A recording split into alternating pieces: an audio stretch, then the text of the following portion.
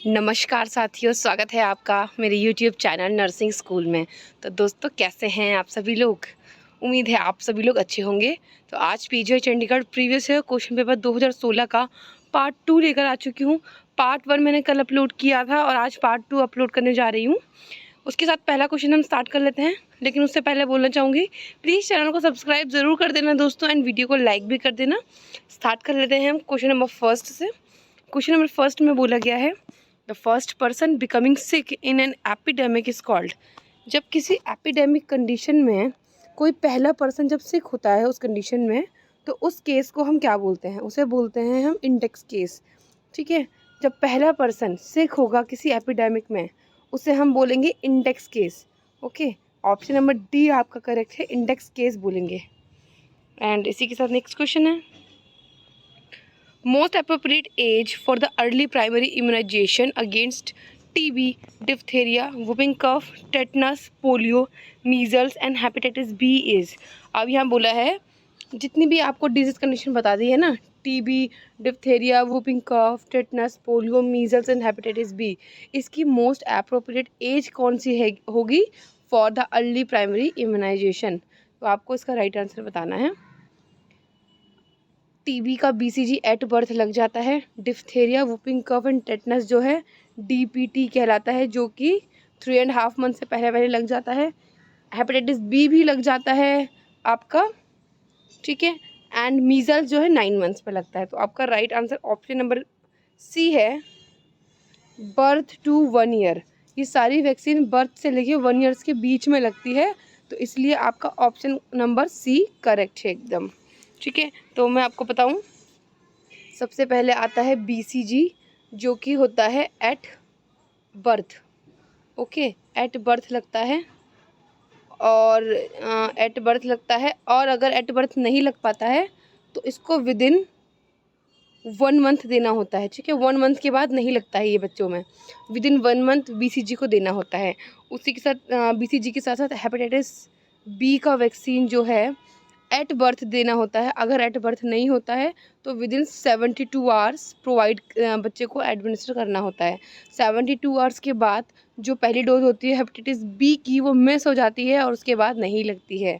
ठीक है, एंड साथ ही साथ बच्चे को ओपीवी भी दे देते हैं at birth. Okay, at birth provide करते हैं, और वो ओपीवी की 0 डोज होती है। 0 dose of OPV at birth provide की जाती है बच्चे को।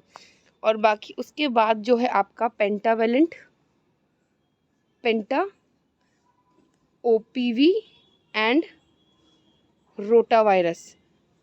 पेंटावेलेंट, ओपीवी, रोटावायरस आपका कब कब लगेगा? 6 वीक पे, 10 वीक पे एंड 14 वीक पे। इस 3 टाइम पे ये पेंटावेलेंट, ओपीवी एंड रोटावायरस की वैक्सीन बच्चे को दी जाती है। पेंटावेलेंट में आपका DPT, hepatitis B and haemophilus influenza B का वैक्सीन इंक्लूड होता है पेंटावेलेंट में।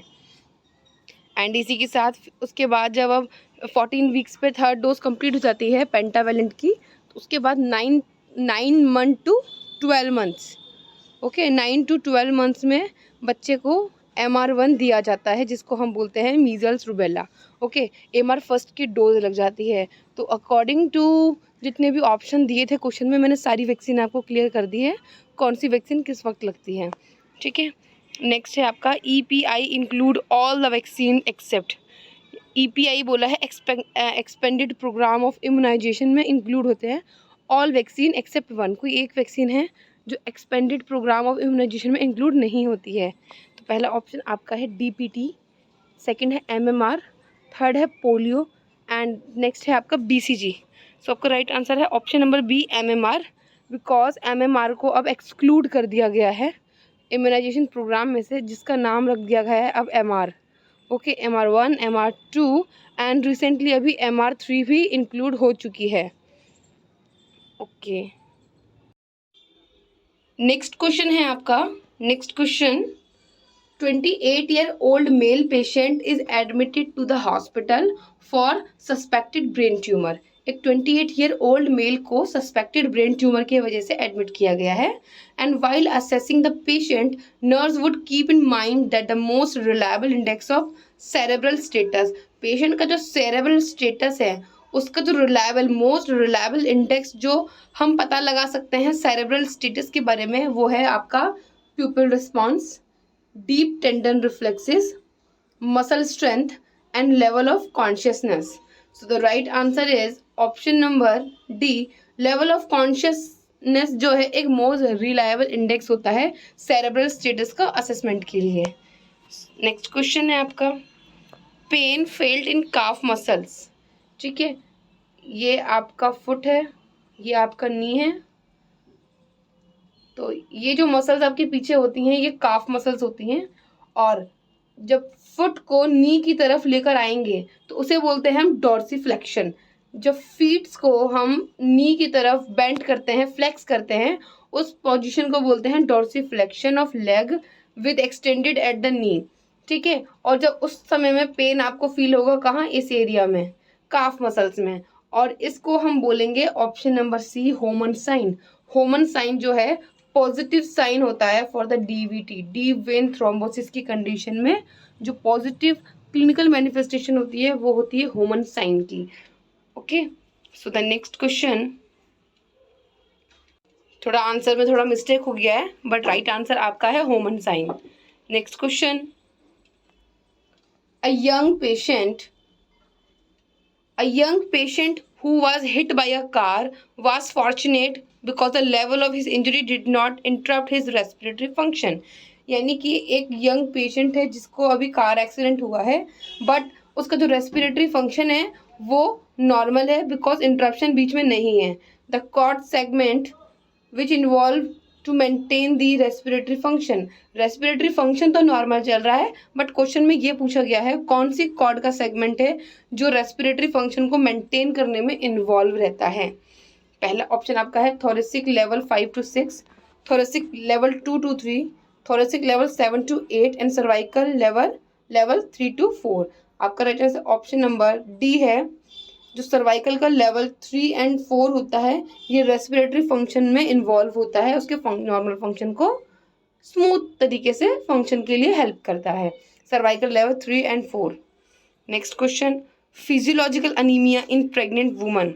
काफ़ी इंपॉर्टेंट क्वेश्चन है ये, 2016 के सारे क्वेश्चन हैं ये, प्रीवियस ईयर क्वेश्चन पेपर. अगर आपने 2016 में एग्ज़ाम दिया होगा तो आपको अच्छे से मालूम होगा कि ये क्वेश्चंस आए थे एग्ज़ाम में. नेक्स्ट क्वेश्चन है आपका, फिजियोलॉजिकल अनीमिया इन प्रेग्नेंट वुमन. यहाँ पे फिजियोलॉजिकल अनीमिया की बात हो रही है ना कि पैथोलॉजिकल अनीमिया. ठीक है, फिजियोलॉजिकल अनीमिया जो है एक प्रेग्नेंट वुमन में किस वजह से होता है ये पूछा गया है. Poor dietary intake of iron, increased erythropoiesis, increased blood volume of woman and increased detoxification demands. आपका right answer option number C है. ब्लड वॉल्यूम जो है प्रेग्नेंट वुमन का इंक्रीज होने की वजह से बॉडी में फिजियोलॉजिकल अनीमिया देखने को मिलता है.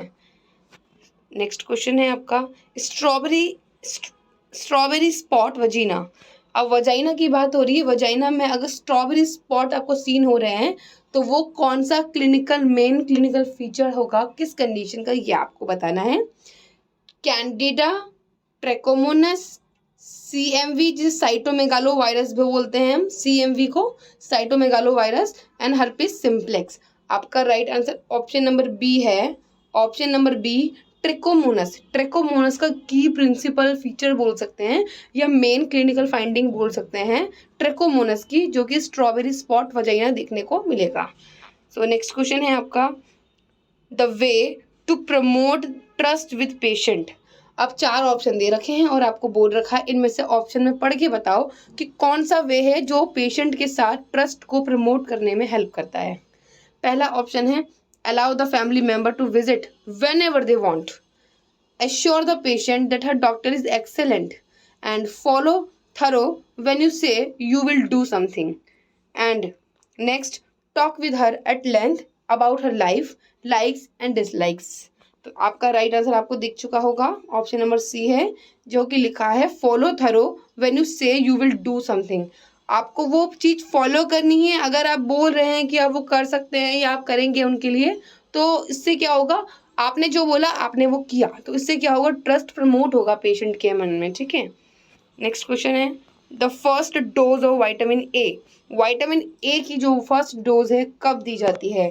Option number C 9 months, 9 months में MR1 दिया जाता है और प्लस में विटामिन ए की फर्स्ट डोज दी जाती है। ओके, 9 मंथ्स पे, जो कि रहने वाली है आपकी 1 लाख, आपकी रहने वाली है 1 lakh international units. Okay, 1 lakh international units रहने वाली है first dose of vitamin A, and second dose रहने वाली है 2 लाख।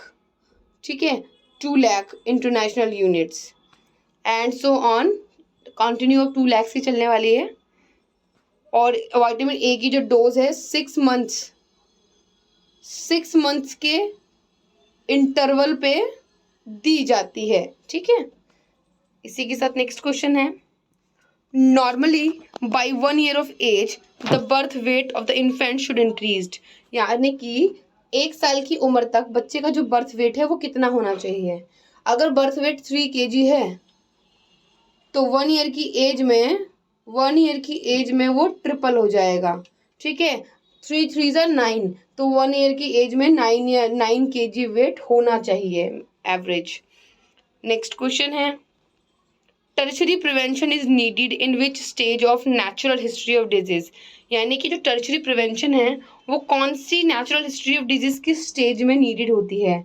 ठीक है, कौन सी स्टेज में नीडेड है टर्शरी प्रिवेंशन? 1 मिनट, हाँ ओके, पहला ऑप्शन है प्री पैथोजेनेसिस, सेकेंड है pathogenesis stage, prodromal stage, and next है आपका terminal stage. So the right answer option number B, जब पैथोजेनेसिस, जब मल्टीप्लिकेशन एंड ग्रोथ पैथोजन की बॉडी में होती है उस समय में टर्शियल प्रिवेंशन नीडेड होता है इन्फेक्शन इन हिस्ट्री डिजीज की कंडीशन में। नेक्स्ट है आपका non stress test, non-stress test is prescribed for a pregnant mother and nurse about the procedure. The nurse tell the client that अब नॉन स्ट्रेस टेस्ट जो है pregnant woman को prescribe किया गया है। अब प्रेग्नेंट वुमन ने नर्स से पूछा है कि अबाउट द प्रोसीजर, अब मुझे कुछ समझाओ, तो नर्स क्या बताएगी नॉन स्ट्रेस टेस्ट के बारे में? तो पहला ऑप्शन है The test is invasive procedure and required informed consent be signed, यानी कि जो ये टेस्ट है एक इन्वेजिव प्रोसीजर है। नेक्स्ट है the test will take about 2 hours and will require the close monitoring for 2 hours after procedure is till completed. 2 घंटे के लिए टेस्ट होगा जिसमें 2 घंटे तक हमें क्लोज मॉनिटरिंग करनी होगी आफ्टर प्रोसीजर कंप्लीटेड। ठीक है, जब तक ये प्रोसीजर कंप्लीट नहीं हो जाता 2 घंटे तक हमें मॉनिटर करना है आपको। नेक्स्ट है द अल्ट्रासाउंड ट्रांसड्यूसर जो होगा वो रिकॉर्ड करेगा फीटल हार्ट एक्टिविटी को, जो कि सिक्योर्ड होगा over the abdomen where the fetal heart sound is heard most clearly. So आपका right answer option number C है, बिकॉज एक अल्ट्रासाउंड का ट्रांसड्यूसर जो है मदर के एब्डोमेन पे सिक्योर किया जाता है, जिससे फीटल की हार्ट एक्टिविटी हम मॉनिटर कर सकते हैं, जहाँ पे fetal heart sound most clear तरीके से सुनाई देता है। ओके, सो नेक्स्ट क्वेश्चन है, the physician has ordered 24 hours urine specimen, एक फिजिशियन ने 24 hours का यूरिन स्पेसिमेन ऑर्डर किया है। After explaining the procedure to the patient nurse collect first specimen. ठीक है, आफ्टर एक्सप्लेन करने के बाद प्रोसीजर में नर्स ने क्या किया, पहला स्पेसिमेन कलेक्ट किया and this specimen is then discarded, then collection begins.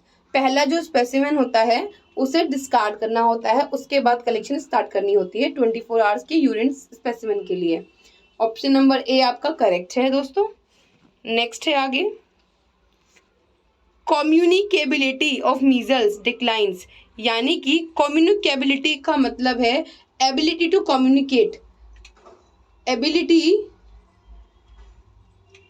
Ability to spread बोल सकते हैं। जो एबिलिटी होती है किसी डिजीज की स्प्रेड होने की उसे बोलते हैं कम्युनिकेबिलिटी, और ability of spread of measles के स्प्रेड होने की जो एबिलिटी है वो कब डिक्लाइन होती है बॉडी में?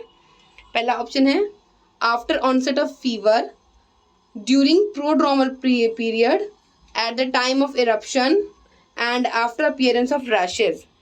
सो the right answer is option number D, after appearance of rash, जब रैशेस अपीयर होते हैं उसके बाद जो मीजल्स की कम्युनिकेबिलिटी है वो एकदम डिक्लाइन होने लग जाती है, ठीक है, चांसेस बहुत कम होने लग जाते हैं। Next question, the nurse will evaluate for the most significant complication in patient undergone the chronic peritoneal dialysis. एक पेशेंट है जिसको क्रॉनिक पेरिटोनियल डायलिसिस चल रहा है, यानी कि काफ़ी लंबे समय से चल रहा है पेरिटोनियल डायलिसिस।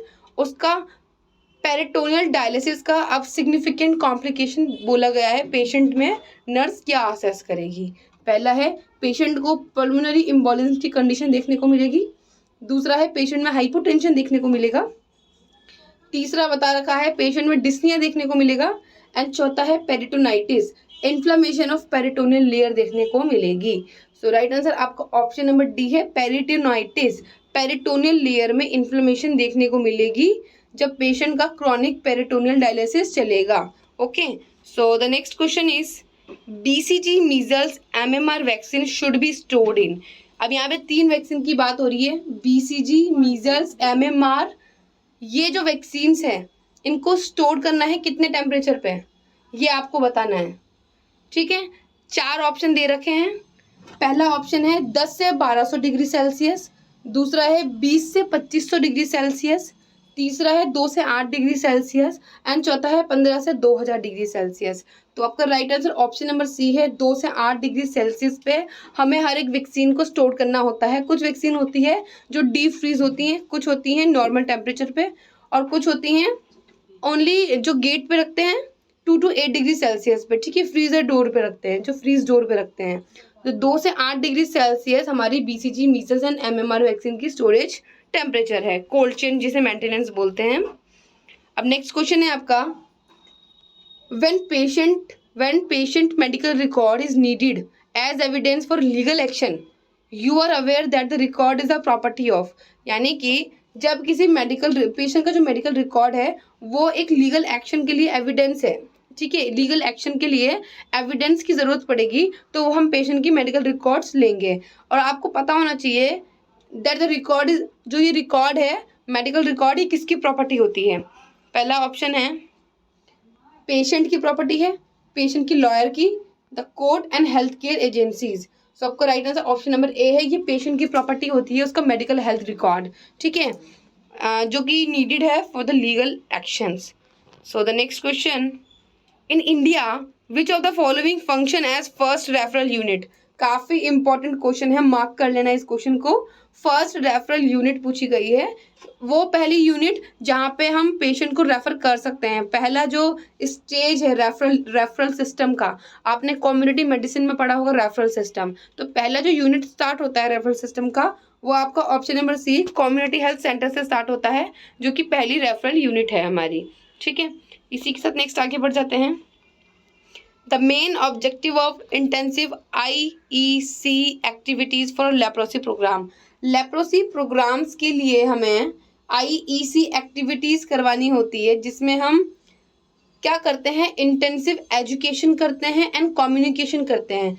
एजुकेशन करते हैं एंड कम्युनिकेट करते हैं अबाउट लेप्रोसी प्रोग्राम, और इसका मेन ऑब्जेक्टिव होता है टू रिडक्शन ऑफ स्टिग्मा। जो स्टिग्मा होते हैं लेप्रोसी से रिलेटेड, उनके स्टिग्मा को रिड्यूस करना ही मेन इसका ऑब्जेक्टिव होता है। नेक्स्ट क्वेश्चन है आपका, promotion of infant and young children feeding practice is encompassed along with continuation of complementary feeding. यानी कि किसी इन्फेंट एंड यंग चिल्ड्रन की फीडिंग प्रैक्टिस जो है वो कंटिन्यू होती है कॉम्प्लीमेंट्री फीडिंग के साथ, और वो कब तक होती है, up to 2 years of life तक जो है इन्फेंट एंड यंग चिल्ड्रन की फीडिंग प्रैक्टिस जो है कंटिन्यू होती है कॉम्प्लीमेंट्री फीडिंग के साथ।